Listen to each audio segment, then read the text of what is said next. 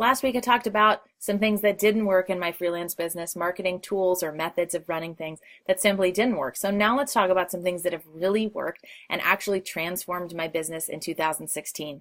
Last year at this time, right before Christmas, I was totally burned out. I was frustrated. I was disgruntled. I was in the process of throwing my entire business model out the window and starting fresh. And now to be a year later, I'm in such a much more positive place, and I love my business so much more because of what I've done with it. Some of the changes were painful and hard to make, but let's walk through the key 5 things that I focused on in this last year that really made a difference in running my freelance business. Number 1 is I did continue to use pre-sold opportunities like Upwork. Upwork is a much smaller proportion of my freelance business than it used to be, but it's still a reliable place to get leads. It's great for new freelance writers. So many people have come through my Upwork course this year and had positive results with it, so it's still meaningful. I sent out an email newsletter a couple weeks ago where my VAs who were brand new to Upwork are talking about how it's benefited them. Pre-sold opportunities like Upwork are really great for new freelancers because the client already knows they need to hire someone. They just don't know who. So they work really well because you don't have to educate the person about SEO or about the reasons to hire a VA. They already know that, and they're just looking for the right fit. The number 2 thing I did that helped a lot was I asked for referrals or testimonials. A lot of my clients had been with me a long time, and I asked them to refer me to someone else or to give me a testimonial for my website if they didn't have a referral. And that really transformed the way that I was pitching for new opportunities and really worked out well. It was also great to see that some of my ongoing clients were as happy as they were. So using that as a method to stay in touch with them, see how our relationship is unfolding, but also to get future business ended up being really meaningful. And I picked up several additional contracts because of that one method alone.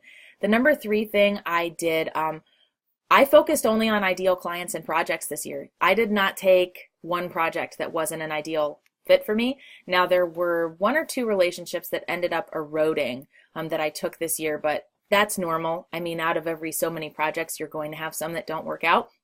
But I said no to a lot of people, and a lot of people were very uncomfortable with that no because they thought that it would be an easy yes. They're offering me money, they're offering me an opportunity. I said no. I actually fired a client on a $7,000 a month project. I thought it was going to be a great fit. They were totally disorganized, and it was something I didn't like working on. So I fired that client. I fired clients who did not meet my monthly minimums of regular monthly order. I said, I just don't have the bandwidth to assist you anymore. So I had to let a couple people go because of that.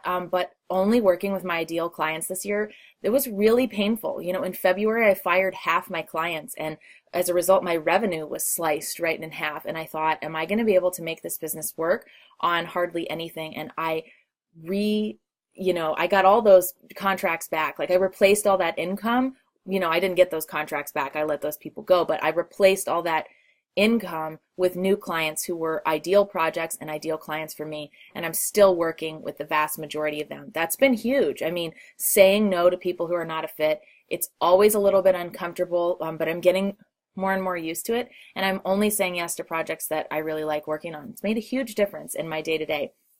Number 4 thing I did, position myself as an expert. Whenever anyone questioned my credibility, wanted to hop on a quick 5-minute phone call, I really positioned myself as an expert. And that was true, especially when they tried to receive discounts or to haggle the price down. I would openly and honestly tell the potential client, hey, if your lowest common denominator is price, I'm not the person for you. I wish you luck. Please choose someone with experience or dedication to the project, even if it's not going to be me. But I'm an expert. I've been doing this for 4.5 years. I really know what I'm talking about, and I just can't afford to take these, bottom dollar rates or frustrating projects, whatever it might be. So for me, that was sort of part of number 3 of only working with those ideal clients, but positioning myself as an expert also allowed me to land some really amazing contracts on the positive end as well. So it ends up working out both ways. And then the 5th thing that I focused on, which is so huge if you're going to build a 6-figure writing business, is I focused on recurring business with my ongoing clients. Recurring monthly business is a huge, huge part of why my freelance business has been successful. I've always been very open with myself about when I need to cancel things that aren't working or go in a different direction, hence why I fired half my clients in February after feeling so burned out at the end of 2015. I let go of the outsourcing model I was using. I basically, had outsourced my entire business, and I hated it, so I took control of everything. I have been the only writer on my team since February of 2016, and it's been great, honestly. I like managing myself, don't like managing other people, so something for me to keep in mind going forward, unless I find the right writer who really fits into my team, but I have not yet, so I'm going to stick with myself. But recurring business with my ongoing clients has been huge. It allows me to plan my income, tells me how busy I'm going to be, allows me to say no to projects that are not a fit. It tells me how long I'm booked out for. So like right now I'm booked out for the next 5 weeks. I don't have any more capacity to help any other clients. That's cool to know because then I don't overbook myself and take on more clients than I can handle and fall behind deadlines. And, it generates all these problems when you do that. So recurring business with my favorite clients, even when that means saying no to some opportunities that seem like a good fit or seem like lucrative, they might be lucrative.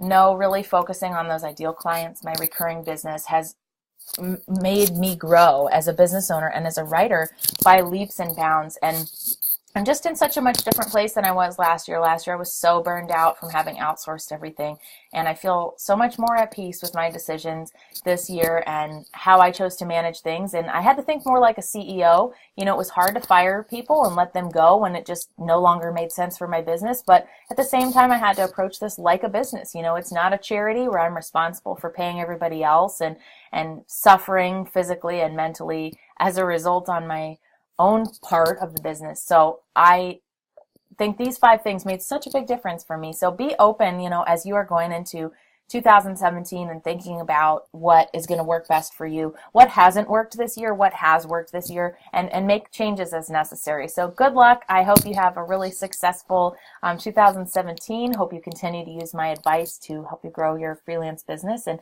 have wonderful holidays.